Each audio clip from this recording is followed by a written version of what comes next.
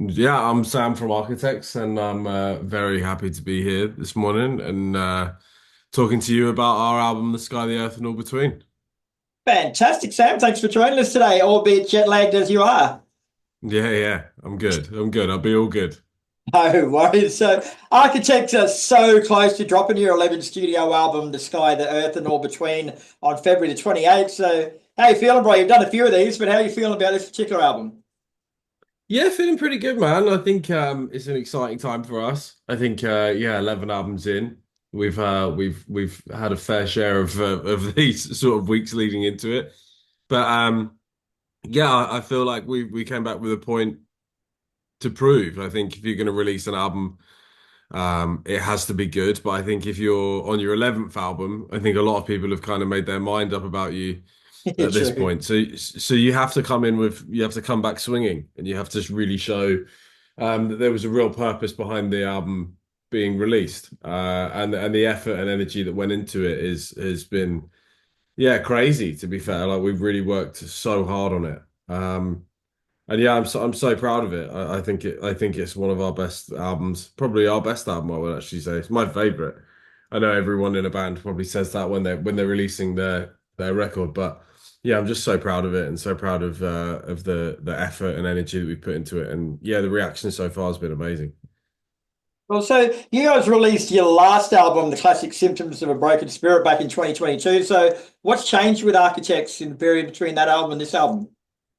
Well, we don't have the same lineup. We have a different lineup. We have the four of us that have been around since Lost Forever. We wrote the record and the album was produced by Jordan Fish. So me, Dan, and Jordan were in the studio together creating it.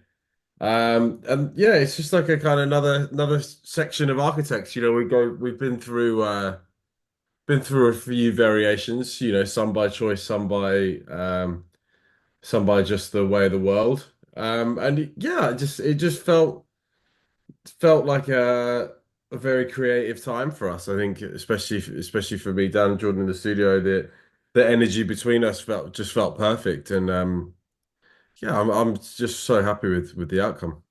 Yeah. So, can you tell us a bit more about the album from a musical point of view and what you're actually going for with it?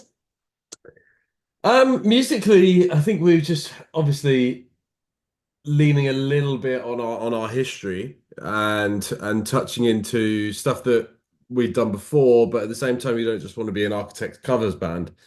Because there's a lot of them out there. So we wanted to sort of push forward with some of those sounds as well, you know, enter into a sort of current architect's world. But I think it's always nice to kind of knock down the sort of barriers of your history and sort of go back in and sort of learn from things that you've done in the past and things that kind of make you you rather than sort of hiding from them because you know it's not just your band, it's your sort of fans band as well. And it's nice to sort of um yeah, sort of feel that excitement towards certain parts of the record that you know people are gonna buzz off of. Yeah, right. And to date, you've released your singles Whiplash, Seeing Red, and Curse. So, are they a good sonic representation of what to expect from the whole album, or are they just sort of scratching the surface? Yeah, we got Black Hole out as well. And yeah, I think so. I think there's a pretty good representation. I think there's a few more twists and turns on the record. Um, like Black Hole that we just released is probably one of the heaviest Architect songs we've ever done.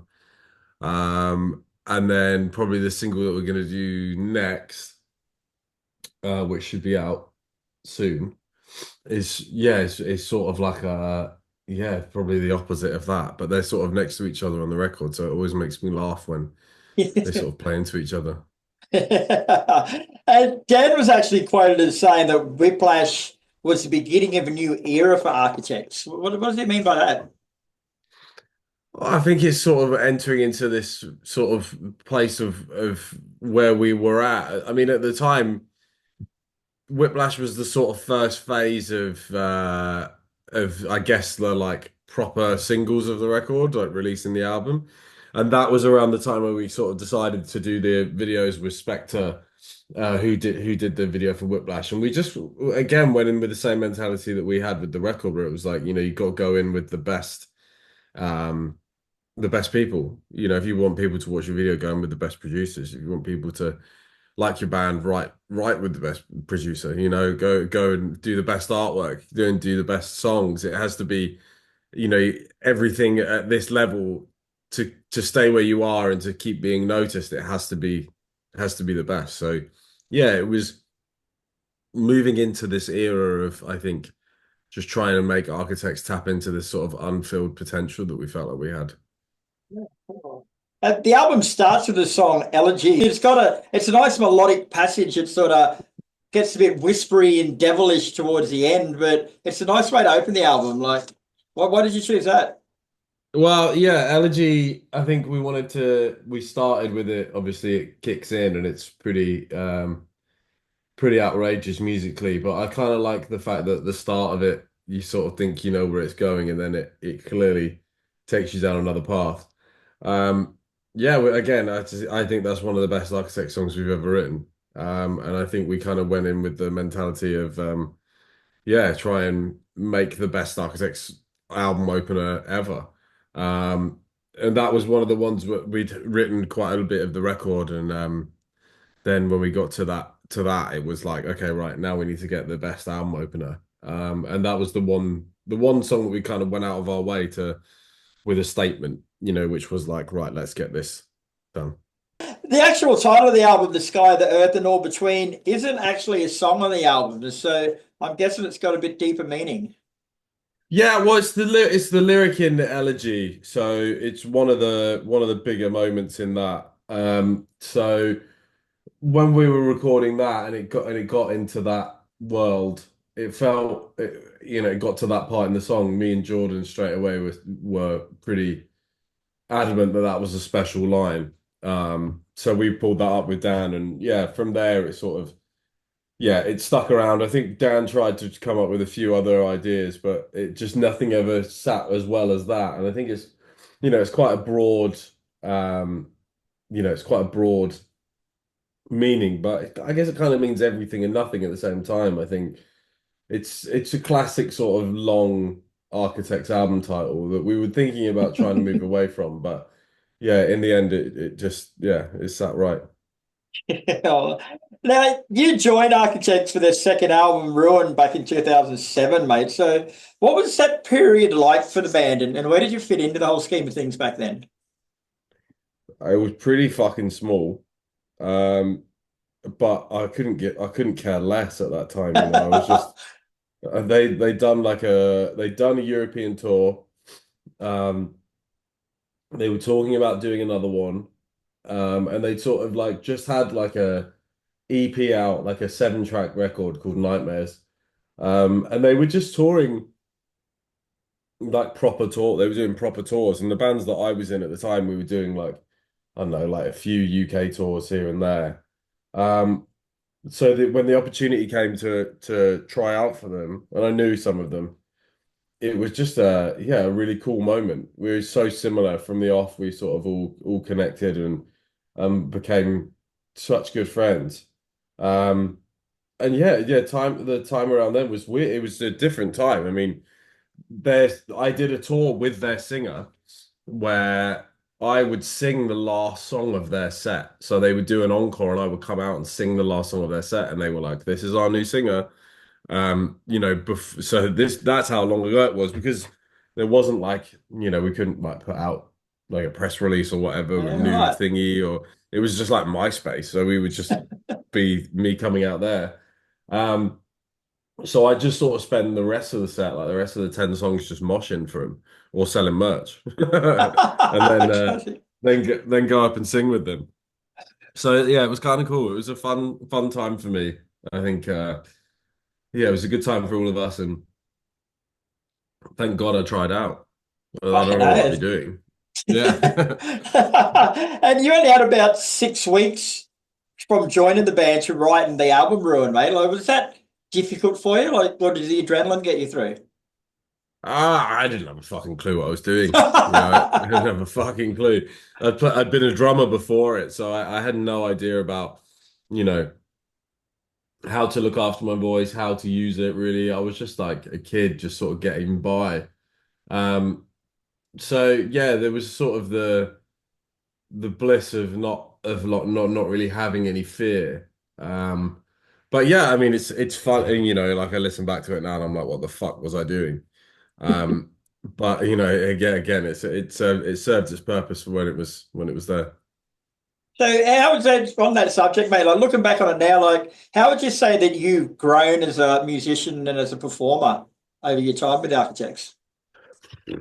I think I'm probably a bit more aware now than I was when I was a kid. So I try and so I'm, you know, you have the innocence of no fear, I think, when you're younger. You're just like, I'm the fucking best, it doesn't matter. You know, you get a little bit older and you're like, maybe I'm not. Um, but no, I think yeah, just I think with this, I think there's always just been a want to try and be better and to try and succeed and to try and push myself as a musician, which I think makes you learn more. You know, you kind of, you know, it's a privilege to sort of be able to still be doing this, but you know, you have to continually push yourself and learn because otherwise, what's the point? And otherwise, you're just going to get overtaken by other people that are more hungry than you. So yeah, I'm lucky that I've always had the hunger, and lucky that the guys in the band have as well. And you know, I feel like I'm always learning new things and new styles of music, and you know, my eyes and ears are always open. And I have a singing coach now, vocal coach, and we work together. And you know, I think, you know, even Ronaldo's got a manager. You know, Yeah. you know, you have to constantly keep pushing yourself and not thinking that you know everything, you know, which you think you do when you're a kid. Damn straight. Now, before I let you go, bro, I've started a new section in Heavy called Photo Bomb. So basically, before we spoke, I've trolled through your social media and I've come up with a couple Mm, of photos I want to ask you a little bit more about. please. So I've come up with this one here, mate. Like from stage, like you look down into the mosh pit and you see something like this starting to form. Like, is your first Yeah. thought, fuck, I want to be in there, or thank fuck I'm not? Because I can imagine your pits would get pretty wild. Yeah, they're pretty crazy ones. I'm one of those people that's like, and I say it from stage as well. I'm always like, you these people are fucking crazy because if someone was telling me to do this stuff, I'd be like, go fuck yourself. I'm, I'm standing here with a drink. I just want to watch this band. Like, are you insane? But I'm always so grateful for it because you know the energy that's produced in those mosh pits just gets us going. We're one of those bands where it's like if the crowd's good, we're going to be great. I think it's just we really feed off that energy, and I think if like the crowd is standstill and not giving us anything, we're just never going to be good. It just feels embarrassing. You know, if you're just stood there, just like a kid in your room, and your like parents have just walked in on you singing with a hairbrush. You know, it just feels awkward and like anxiety inducing. And if everyone's going crazy, and you're like, well, I guess we're all mental, so we'll have it We extra. fit well. Yeah. So, what's the funniest thing you've ever seen looking from stage, looking out? Oh, I've seen some funny stuff over the years. I think it's all you know the funny ones that we just when we've done shows with Slipknot and festivals with Slipknot because you look out in the crowd and some of the crowd just are so into Slipknot they just fully dress up like them and they'll Mm. have like the full original Slipknot masks, so it looks like you're like performing to Slipknot going crazy in pits, which is funny. Cool. All right, and I found one more for you, mate. This one here, I can't quite see the face clearly, but from what I can see, there's a touch of fear there. Oh yeah, that was in the studio. Yeah, there was a I guess you I don't even know what you call it. It was a rope swing just over this lake, and we were just we just went on a really nice walk. It was in the countryside in Bath where we would Right. track the drums. We tracked the drums for that. That was during Curse, and that was at Peter Gabriel's studio. And yeah, it was just a really nice walk around. And then we just saw this rope swing, and I just thought, fuck it, I've got to get on this. And yeah, somehow it was all right. Two things I notice about that though, mate, is one, you got too many clothes on to be hitting the water, and Yeah. two, when you do hit the water, it doesn't look very fucking deep. I hope you held on. No, yeah. Yeah, I held on for dear life there.